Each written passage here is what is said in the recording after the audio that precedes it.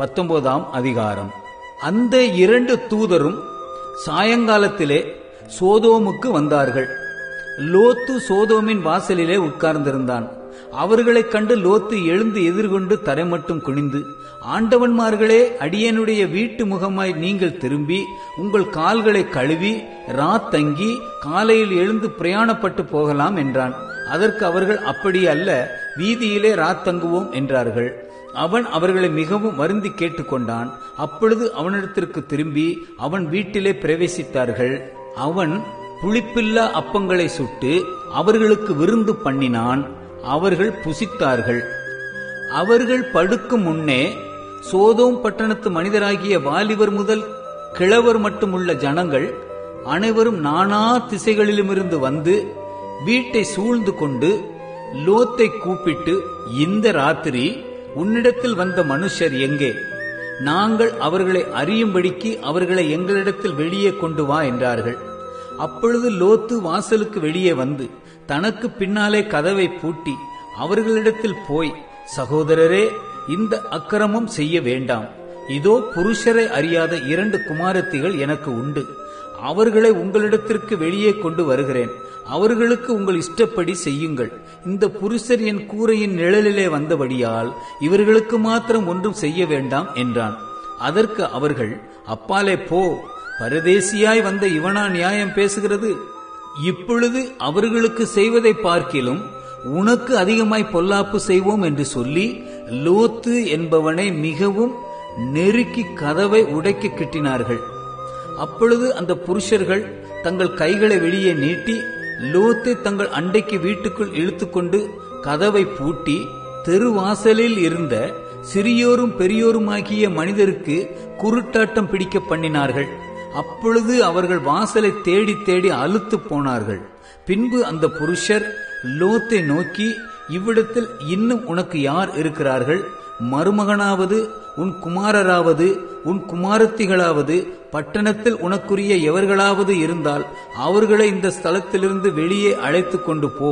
நாங்கள் இந்த ஸ்தலத்தை அழிக்கப் போகிறோம். இவர்கள் கூக்குரல் கர்த்தருடைய சமூகத்தில் பெரிதாயிருக்கிறது. இதை அழிக்க கர்த்தர் எங்களை அனுப்பினார் என்றார்கள். அப்பொழுது லோத்து புறப்பட்டு தன் குமாரத்திகளை விவாகம் பண்ண போகிற தன் மருமக்கள் மாரோடே பேசி, நீங்கள் எழுந்து இந்த ஸ்தலத்தை விட்டு புறப்படுங்கள், கர்த்தர் இந்த பட்டணத்தை அழிக்கப் போகிறார் என்றான். அவனுடைய மருமக்கள் மாரின் பார்வைக்கு அவன் பரியாசம் பண்ணுகிறதாக கண்டது.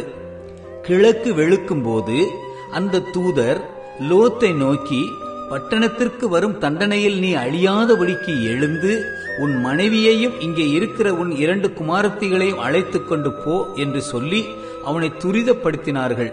அவன் தாமதித்துக் கொண்டிருக்கும் போது கர்த்தர் அவன் மேல் வைத்த இரக்கத்தினாலே அந்த புருஷர் அவன் கையையும் அவன் மனைவியின் கையையும் அவன் 2 குமாரத்திகளின் கையையும் பிடித்து அவனை பட்டணத்திற்கு வெளியே கொண்டு போய் விட்டார்கள். அவர்களை வெளியே கொண்டு போய் விட்ட பின்பு அவர், உன் ஜீவன் தப்ப ஓடிப்போ, பின்னிட்டு பாராதே, இந்த சமபூமியில் எங்கும் நில்லாதே, நீ அழியாதபடிக்கு மலைக்கு ஓடிப்போ என்றார்கள். அதற்கு லோத்து, அப்படி அல்ல ஆண்டவரே, உமது கண்களில் உமது அடியனுக்கு கிருபை கிடைத்ததே. என் பிராணனை காக்க தேவரீர் எனக்கு செய்த கிருபையை பெரிதாக விளங்க பண்ணினீர். மலைக்கு ஓடிப்போக என்னால் முடியாது. தீங்கு என்னை தொடரும், நான் மரித்து போவேன். அதோ அந்த ஊர் இருக்கிறதே, நான் அதற்கு ஓடிப்போகத்தக்கதாய் அது கிட்ட இருக்கிறது, சின்னதுமாய் இருக்கிறது. என் பிராணன் பிழைக்க நான் அங்கே ஓடிப்போக மட்டும் அது சின்ன ஊர்தானே என்றான்.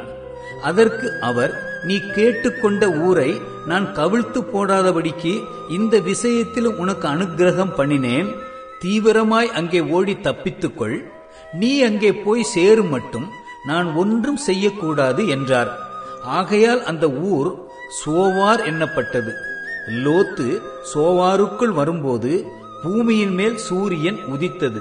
அப்பொழுது கர்த்தர் சோதோமின் மேலும் கொமோராவின் மேலும் கர்த்தராலே வானத்திலிருந்து கந்தகத்தையும் அக்கினியையும் வருஷிக்க பண்ணி அந்த பட்டணங்களையும் அந்த சமபூமி அனைத்தையும் அந்த பட்டணங்களின் எல்லா குடிகளையும் பூமியின் பயிரையும் அழித்து போட்டார். அவன் மனைவியோ பின்னிட்டு பார்த்து உப்புத்தூண் ஆனாள்.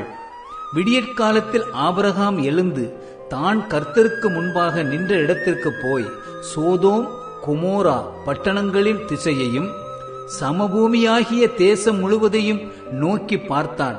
அந்த பூமியின் புகை சூளையின் புகையைப் போல எழும்பிற்று. தேவன் அந்த சமபூமியின் பட்டணங்களை அழிக்கும் போது தேவன் ஆபிரகாமை நினைத்து லோத்து குடியிருந்த பட்டணங்களை தாம் கவிழ்த்து போடுகையில் லோத்தை அந்த அழிவின் நடுவிலிருந்து தப்பி போகும்படி அனுப்பிவிட்டார். பின்பு லோத்து சோவாரிலே குடியிருக்க பயந்து சோவாரை விட்டு போய் அவனும் அவனோட கூட அவனுடைய 2 குமாரத்திகளும் மலையிலே வாசம் பண்ணினார்கள். அங்கே அவனும் அவனுடைய 2 குமாரத்திகளும் ஒரு கெபியிலே குடியிருந்தார்கள். அப்பொழுது மூத்தவள் இளையவளை பார்த்து, நம்முடைய தகப்பன் முதிர் வயதானார், பூமியெங்கும் நடக்கிற முறைமையின்படியே நம்மோட சேர பூமியிலே ஒரு மனுஷனும் இல்லை.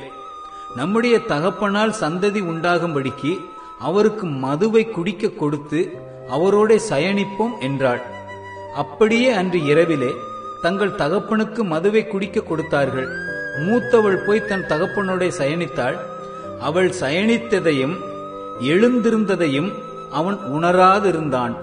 மறுநாளிலே மூத்தவள் இளையவளை பார்த்து, நேற்று ராத்திரி நான் தகப்பனோட சயனித்தேன், இன்று ராத்திரியும் மதுவை குடிக்க கொடுப்போம், நம்முடைய தகப்பனால் சந்ததி உண்டாகும்படி நீ போய் அவரோட சயனி என்றாள். அப்படியே அன்று ராத்திரியிலும் தங்கள் தகப்பனுக்கு மதுவை குடிக்க கொடுத்தார்கள். அப்பொழுது இளையவள் எழுந்து போய் அவனோட சயனித்தாள். அவள் சயனித்ததையும் எழுந்திருந்ததையும் அவன் உணராதிருந்தான். இவ்விதமாய் லோத்தின் குமாரத்திகள் இருவரும் தங்கள் தகப்பனாலே கர்ப்பவதியானார்கள். மூத்தவள் ஒரு குமாரனை பெற்று அவனுக்கு மோவாப் என்று பெயரிட்டாள். அவன் இந்நாள் வரைக்கும் இருக்கிற மோவாபியருக்கு தகப்பன். இளையவளும் ஒரு குமாரனை பெற்று அவனுக்கு பெண்ணம்மி என்று பெயரிட்டாள். அவன் இந்நாள் வரைக்கும் இருக்கிற அம்மோன் புத்திரருக்கு தகப்பன்.